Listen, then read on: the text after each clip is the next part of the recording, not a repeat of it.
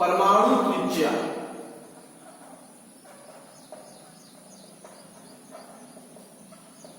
Atomic radius. देखिए तो परमाणु त्रिज्या का क्या है, किसी भी परमाणु की अगर बात करें, किसी परमाणु में क्या होगा, एक नाभिक होता है, ये नाभिक और कक्षाएं हुआ है,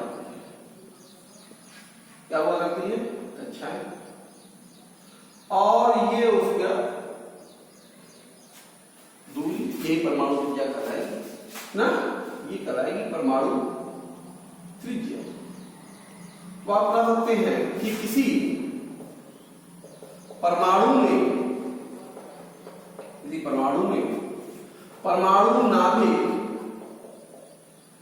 परमाणु नाभिक से परमाणु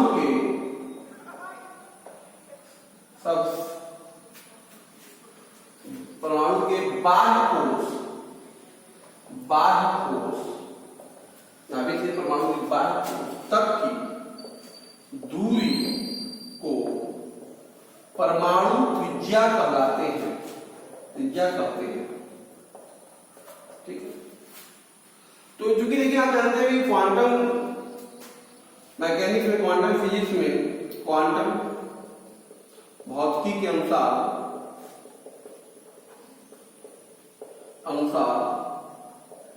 भाई इलेक्ट्रॉन का कोई निश्चित स्थान नहीं होगा, इलेक्ट्रॉन का कोई निश्चित स्थान नहीं होगा, स्थान नहीं होगा। ठीक है, यही है पर यही इलेक्ट्रॉन है, तो कहीं भी हो सकता है, किसी भी क्षेत्र में हो सकता है। तो इसके लिए हम कह सकते हैं कि परमाणु नाभिक से संभावित, संभावना कर लीजिए, संभावित सबसे दूर स्थित कहीं पे होगा इलेक्ट्रॉन, मान लो कहीं है, यहाँ सबसे दूर वाला जो होता है, सबसे दूर स्थित इलेक्ट्रॉन के मध्य की जो दूरी होगी, दूरी को क्या कहेंगे, परमाणु त्रिज्या कहेंगे, त्रिज्या कहते हैं।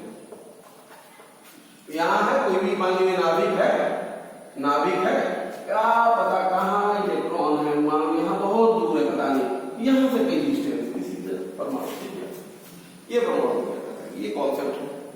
ठीक है, जब परमाणु त्रिज्या जो है हमारी, आप समझिए रहे कि परमाणु त्रिज्या को बेटा एंगस्ट्रॉम में, इसमें एंगस्ट्रॉम में नापते हैं, इसमें मात्रा नापते हैं, एंगस्ट्रॉम में नापा जाता है। ठीक है, परमाणु तत्वों की जो परमाणु त्रिज्या होती है वो 3 प्रकार की होती है, बात समझे, परमाणु त्रिज्याएं जो है 3 प्रकार।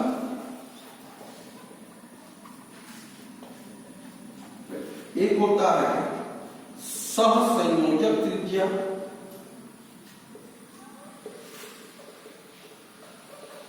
दूसरा होता है धात्विक त्रिज्या, मेटालिक रेडियस,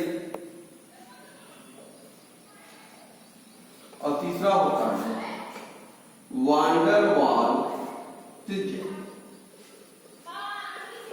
ओके, बात करते हैं सबसे पहले सहसंयोजक त्रिज्या।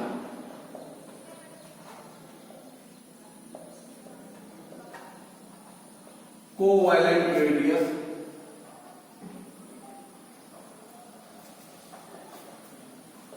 देखो बेटा कोवैलेंट रेडियस क्या होता है, कि मान लो कोई भी द्विपरमाणु अणु है, किसी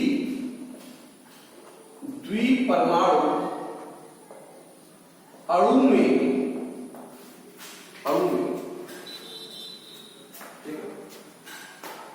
स्थित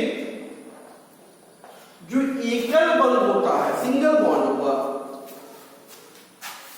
अणु में स्थित एकल बंध जो सिंगल बॉन्ड है, एकल बंध के मध्य, एकल बंध की लंबाई का जो आधा होता है, आधा, किसी भी द्विपरमाणु अणु में एकल बंध के द्विसमान परमाणु सेम होना चाहिए, लंबाई का आधा जो भाग होगा, आधा भाग को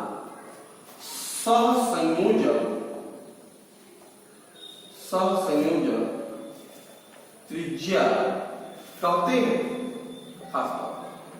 तो भाई कोई भी ऐसे मान लिया जाए कि ये A2 अणु है, मान लीजिए A2 अणु है, तो ये A और A ये कराएगा एकल बंध की लंबाई, ये जो लेंथ आप देख रहे हैं, ये मान लो ये है आपका, ये एक सिंगल बॉन्ड है, तो एकल बंध की लंबाई है जो भी एकल बंध की लंबाई। तो जो परमाणु त्रिज्या होगा, सहसंयोजक त्रिज्या, सहसंयोजक त्रिज्या जो है एक्चुअल में एकल बंध की लंबाई का आधा। इस तरीके से सहसंयोजक त्रिज्या की बात करते हैं। क्लियर है?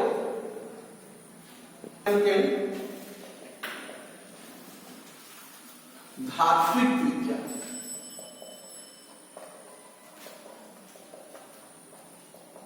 Metallic radius. देखो क्या होगा, किसी धातु जालक में दो निकटवर्ती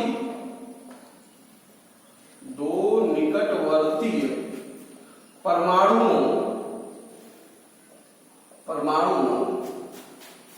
के नाभिकों के मध्य की दूरी अंतःनाभ की दूरी से कहेंगे। भाई दो परमाणु के नाभिकों के बीच की दूरी क्या कहेंगे? अंतःनाभिकीय दूरी, अंतःनाभिकीय दूरी, इंटरन्यूक्लियर डिस्टेंस, इंटरन्यूक्लियर डिस्टेंस, अंतःनाभिकीय दूरी, दो नाभिकों के मध्य की दूरी क्या के आधा का जो आधा भाग होता है, आधा धात्विक त्रिज्या कहलाता है, धात्विक त्रिज्या कहलाता है। जैसे कहने का मतलब है ये हमारा है, दो परमाणु निकटवर्ती है, देखिए ये और ये निकटवर्ती हो गया, ये इसका केंद्र नाभिक, ये इसका नाभिक, ये जो दूरी होगी ये D, इसे कहते हैं अंतःनाभिकीय दूरी, अंतःनाभिकीय दूरी। तो अंतःनाभिकीय दूरी का जो आधा, तो धात्विक त्रिज्या क्या होगा? धात्विक जो त्रिज्या होगा वो अंतःनाभिकीय जो दूरी है का आधा जो होगा वही कराएगा धात्विक त्रिज्या। क्लियर है बेटा? कि धातु में होगा धात्विक त्रिज्या। क्लियर?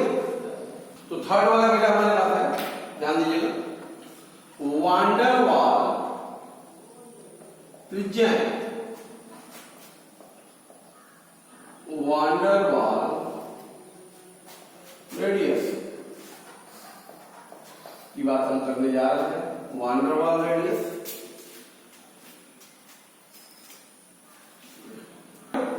देखो किसी अधात्विक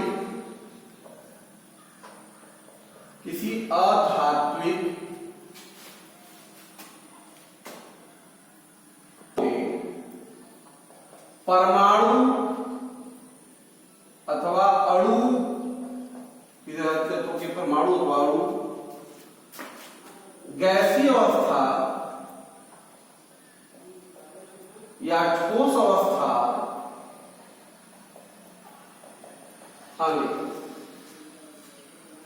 में परस्पर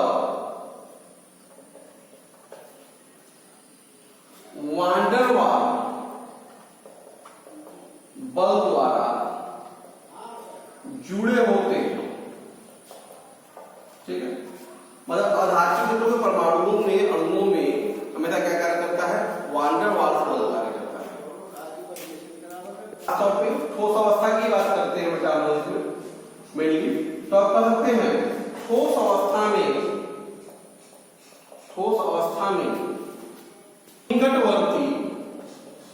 निकटवर्ती परमाणुओं के नाभिकों के मध्य की दूरी, अभी भी अंदर नाभिक की दूरी ही है, नाभिकों के मध्य की दूरी के आधा बेटा वान डेर वाल त्रिज्या कहलाता है। ठीक है, जैसे मान लिया जो भाई हमारे पास कोई भी अणु है निकटवर्ती, ये मान लिया जाए आपका इस तरह से, ये A2 अणु है। ठीक है, यानी दूसरा A2 है। अब ये इसका नाभिक होगा, ये इसका नाभिक, ये दूरी जो होगा अंतर नाभिक की दूरी होगी इस परमाणु की निकटवर्ती, ये क्या करेगा? अंतर नाभिकीय दूरी, तो निकटवर्ती परमाणु नाभिक की दूरी, यही जो है आप कर सकते हैं वान डेर वाल त्रिज्या। यहां पर यह अंतर नाभ की दूरी का आधा ही होता है। बात समझे? देखो बेटा, जो अक्रिय गैसें होते हैं, अक्रिय गैसें परस्पर में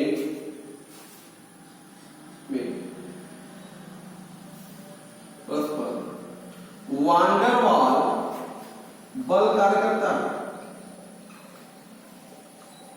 इसमें भी खासतौर पे वान डेर वाल बल ही लगा होता है। अक्रिय गैस जो भी है हमारे पास, हीलियम, नियॉन, आर्गन, जो भी कुछ है उसमें वान डेर वाल बल कार्य करता है। तो वान डेर वाल बल कार्य करता है, अतः अक्रिय गैसों की त्रिज्याएं होती हैं, अक्रिय गैसों की त्रिज्याएं बेटा वो वान डेर वाल त्रिज्याएं हैं।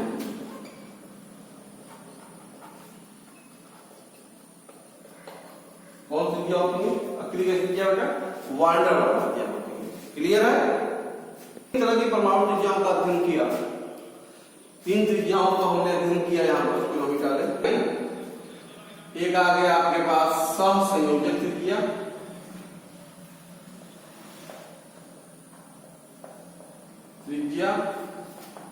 एक है धात्विक त्रिज्या, और तीसरा आया हमारे पास वान डेर वाल त्रिज्या। देखो सहसंयोजक त्रिज्या में क्या हो रही थी? परमाणु कक्षकों का ओवरलैप, भाई अणु है आपस में एकल बंध बना हुआ है, इसमें क्या है? कक्षकों का अतिव्यापन हो रहा है, अतिव्यापन हो रहा है। ये दूरी जो होगी, अतः ये जो दूरी होगी ये कम होगी। दूरी क्या होगी? पास होगी। धातु में ऑलरेडी जो होते हैं ठोस परमाणु पर काफी नजदीक होते हैं, काफी नजदीक होते हैं, क्योंकि आकर्षण बल यहाँ पे प्रबल और धनात्मक की बात होती है। और जबकि वान डेर वाल्स की बात करें तो यहां पर कोई भी रासायनिक बंध नहीं बनता, रासायनिक बंध नहीं बनता है। खास तौर पे यहाँ पे इनएक्टिव है, खास तौर से अधिक क्रियाशील नहीं है। तो इसलिए आकार की बात करें तो सबसे अधिक बड़ा आकार जो होगा त्रिज्याओं में वो वान डेर वाल त्रिज्या का होता है। वान डेर वाल त्रिज्या सबसे बड़ा होता है। उसके बाद अगर कौन सी त्रिज्या बड़ी है, धात्विक त्रिज्या बड़ी है। कौन सी त्रिज्या बड़ी है? धात्विक त्रिज्या। और तीन सबसे छोटी त्रिज्या कौन है तीनों में? सहसंयोजक, कोवैलेंट। इसका मतलब ये ध्यान दीजिएगा कि ये तीनों त्रिज्याओं में कंपेयर करना होगा, एक अकेली गैस है, एक धातु है और एक अणु है, तो सबसे छोटा जो होगा वो अणु का होगा। इसका होगा अणु का होगा, या सिंगल बॉन्डेड वाला है। और सबसे बड़ा जो होगा अकेली गैस की त्रिज्या होगा। बॉन्ड वाली त्रिज्याएं कार्बन क्या होती है? बड़ी होती है। क्लियर है? परमाणु त्रिज्या को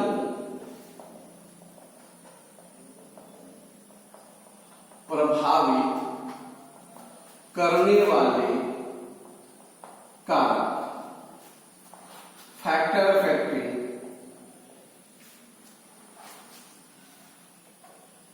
atomic radius.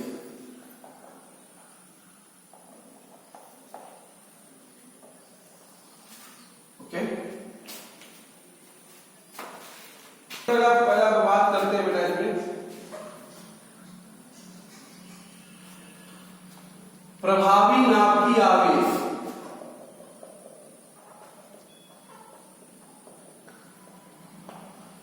Effective nuclear charge.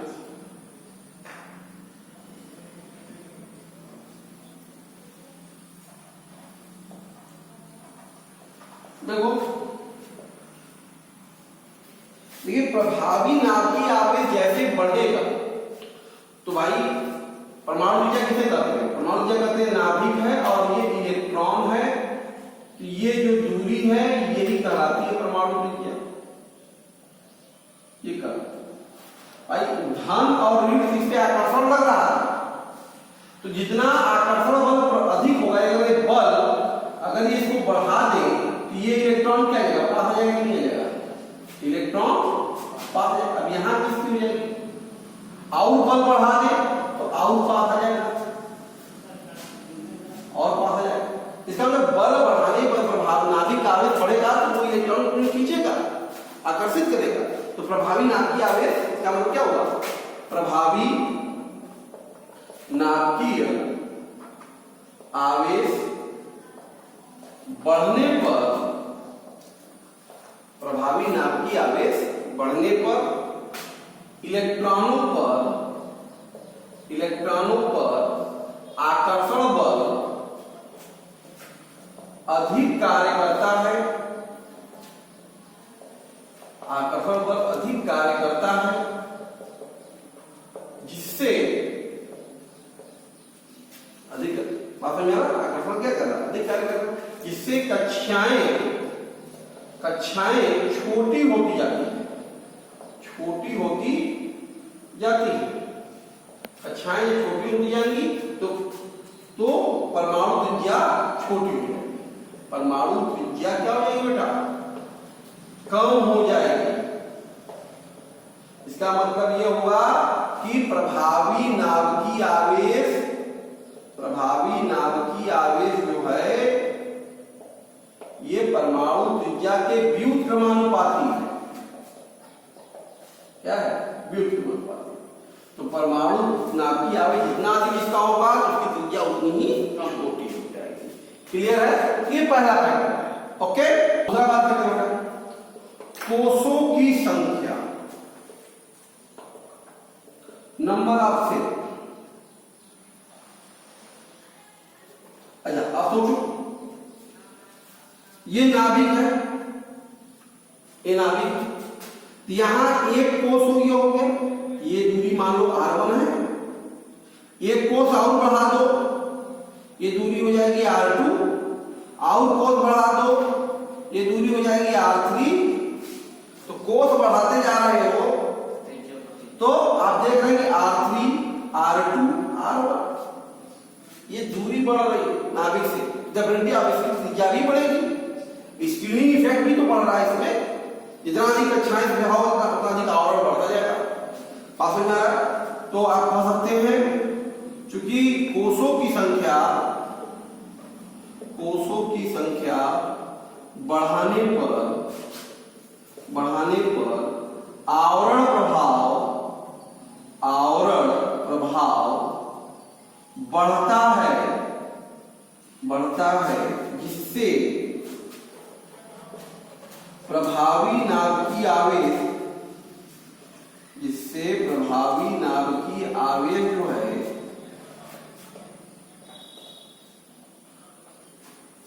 क्या होगा, घटता है। प्रभावी नाभिकीय आवेश घटता है। भाई स्क्रीनिंग इफेक्ट बढ़ेगा तो प्रभावी नाभिकीय आवेश घटेगा, तो प्रभावी नाभिकीय आवेश घटता है जिससे परमाणु त्रिज्या बड़ी हो जाती है, बढ़ जाती है। इसका मतलब आप कह सकते हैं कि जो कोषों की संख्या ये समानुपाती है आवरण प्रभाव के। आवरण प्रभाव जितना अधिक कोष उतने अधिक आवरण प्रभाव बढ़ेगा। आवरण प्रभाव बढ़ेगा, ये परमाणु त्रिज्या भी बढ़ेगी। इसका मतलब कोषों की संख्या आवरण प्रभाव में डिपेंड करता है। आवरण प्रभाव बढ़ रहा है, आवरण प्रभाव बढ़ रहा है, परमाणु त्रिज्या भी बढ़ती है। बंद ध्रुवता, बॉन्ड पोलरिटी।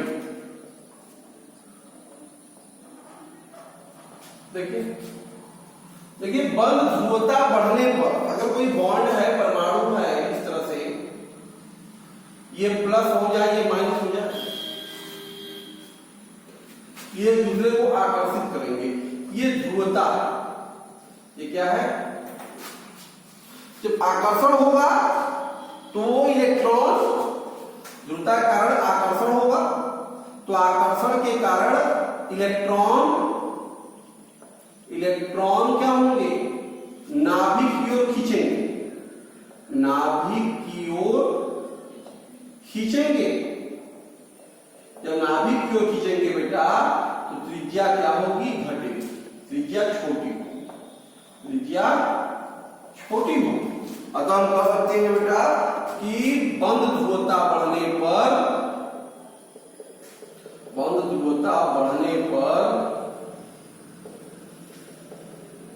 परमाणु त्रिज्या जो होती है क्या होती है? घटती है। क्या होती है? इसका मतलब ये हो गया कि परमाणु त्रिज्या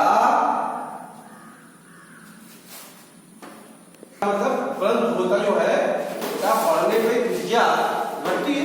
इसका नाम कह सकते हैं कि परमाणु त्रिज्या जो होगी ये इनवर्सली प्रोपोर्शनल होती है इसके बंद ध्रुवता, बॉन्ड पोलरिटी। जितनी अधिक पोलरिटी बढ़ेगी, ध्रुवता बढ़ेगी, उतनी ही अधिक त्रिज्या छोटी होगी। उतनी अधिक क्या होगी? इसे आपसे कहा जाए HI का आकार जो होगा वो HCl से बड़ा होगा। HI का आकार HCl से बड़ा होगा क्योंकि ये बंद ध्रुवता अधिक है HCl की, HI की ध्रुवता कम है। जिसकी ध्रुवता कम है, ध्रुवता अधिक है, इसलिए बड़े आकार का ये बात समझ आ रहा? इस तरह से। फिर अगला फैक्टर आ जाएगा इसमें, चौथा फैक्टर आ जाता है बंद कोटि, बॉन्ड ऑर्डर।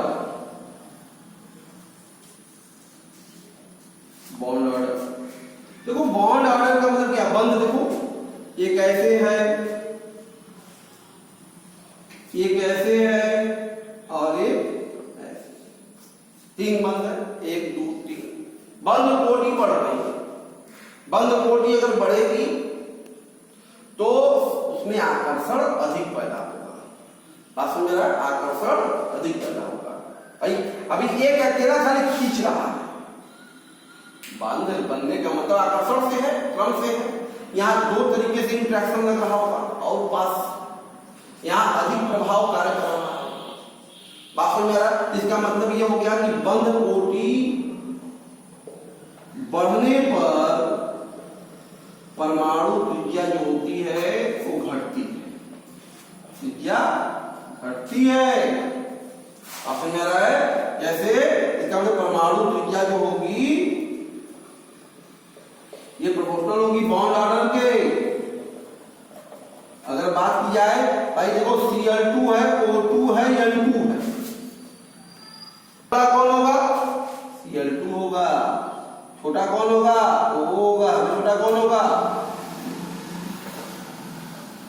बॉन्ड ऑर्डर, यहाँ बॉन्ड ऑर्डर क्लियर है। परमाणु पर संकरण,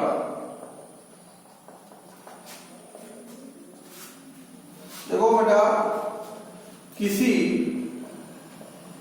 परमाणु पर S कैरेक्टर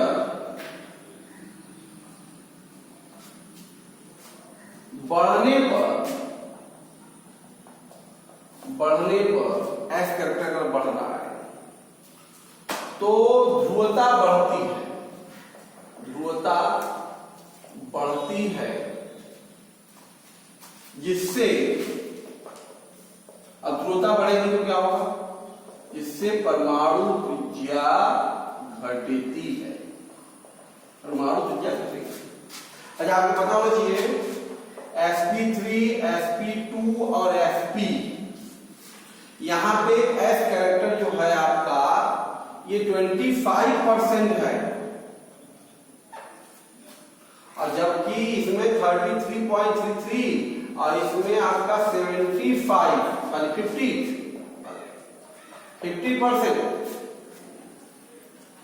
तो S कैरेक्टर बढ़ेगा, तो बॉन्ड लेंथ भी क्या होगी? परमाणु त्रिज्या भी घटेगी। परमाणु त्रिज्या जैसे बात करें, देखिए ये इस तरह से है, कार्बन एकल बंध है, ये बड़ा आकार का होगा, और ये देखिए S कैरेक्टर घटा sp2 में पास में जा रहा है, छोटे आकार का होगा, और यहाँ पे ट्रिपल बॉन्ड S कैरेक्टर और ज्यादा, ये आकार और छोटा होगा। तो संकरण बढ़ने के साथ इसका मतलब आप कह सकते हैं कि जो त्रिज्या होती है R ऑफ sp3 सबसे बड़ी होती है।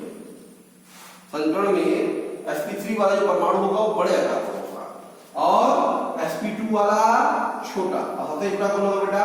sp वाला। तो ये होता है, इस तरह से संकरण की कक्षाएं भी त्रिज्या को प्रभावित करती है। sp3 संकरण वाला जो परमाणु शेप का होगा वो अधिक बड़े आकार का, sp वाला से छोटे आकार का होगा। क्लियर है? अब बात करते हैं परमाणु त्रिज्या में आवर्तिता।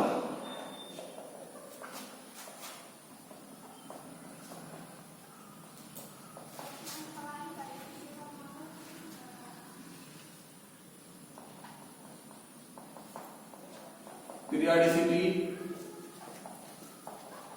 in atomic radius,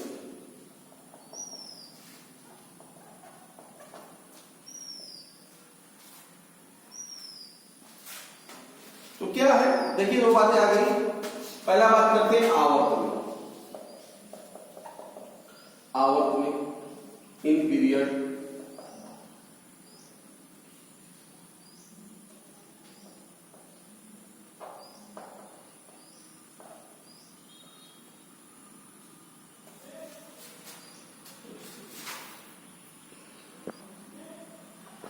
ध्यान दीजिए बेटा, आवर्त में बाएं से दाएं जाने पर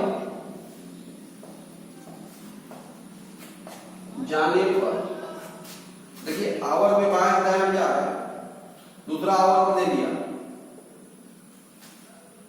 lithium, beryllium, boron, carbon, nitrogen, oxygen. परमाणु क्रमांक देखिए 3, 4, 5, 6, 7।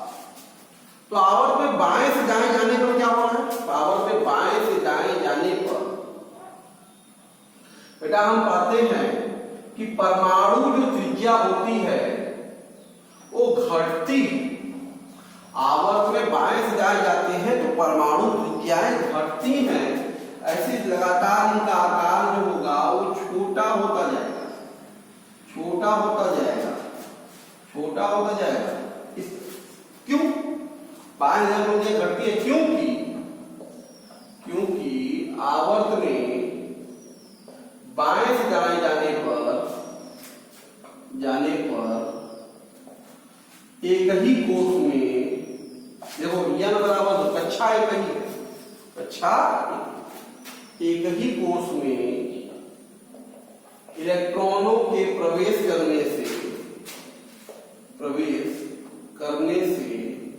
प्रभावी नाभिकीय आवेश जो है ZeF बढ़ता है, ZeF बढ़ता है। प्रभावी नाभिकीय आवेश बढ़ रहा है बाहर जाने पर, प्रभावी नाभिकीय आवेश बढ़ेगा, इसकी त्रिज्या छोटी होगी, हमेशा बेरिलियम बोरान से बड़ा होगा, कार्बन हमेशा बोरान से छोटा होगा आकार का, लिथियम ऑक्सीजन से बड़ा होगा आकार का। बाएं जहां जाएंगे, जो बाएं पड़ेगा वो बड़े आकार का होगा, जो दाएं पड़ेगा वो छोटे आकार का होगा। इस बात को आप ध्यान रखेंगे। ये पीरियोडिसिटी हो गई। अब बात करें दूसरे का वर्ग में इन ग्रुप